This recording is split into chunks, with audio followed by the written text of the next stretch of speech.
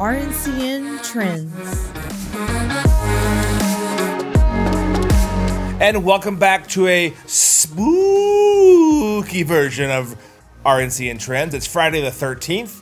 That is trending right off the top. Everyone's really worried about Friday the 13th. I'm not 100% sure why.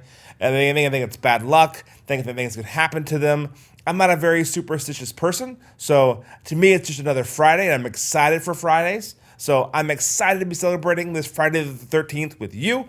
We have three other great trending topics to go down. The NFL draft. The NFL schedule came out last night around 8 p.m., and we are excited. There's 5 big games they have. One of them is the Broncos and Seahawks, the revenge games. Colts and Jaguars, Chiefs and Bucks, Bills and Chiefs, and the Rams and the Bucks are playing. Other sporting news is Arsenal and Tottenham.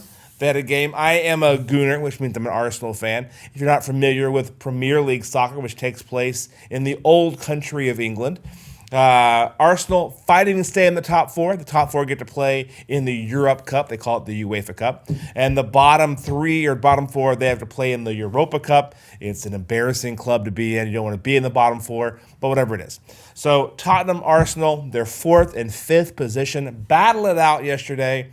And unfortunately, the refs took the game into their own hands and had a lot of BS calls. I don't want to go into it because I'll sound like I'm whining. But the coach themselves said the calling on the field was abysmal. Of course, the winning Tottenham coach had a lot to say about it as well, telling Arteta, the Arsenal coach, that he should focus on his team and less on the officiating staff, which he can go to a place that I can't mention here on the stream.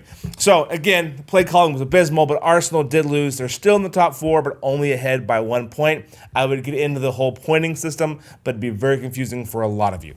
Then we have the unfortunate news that Naomi Judd, the cause of her death, came out. I'm not sure anyone's going to be surprised that it was, in fact, suicide, but they also told us how it was done. It involved a firearm. Very sad when you hear about that. Of course, if you're dealing with mental illness, don't hesitate to get help. I think she'd been fighting with that for several years and eventually lost her battle.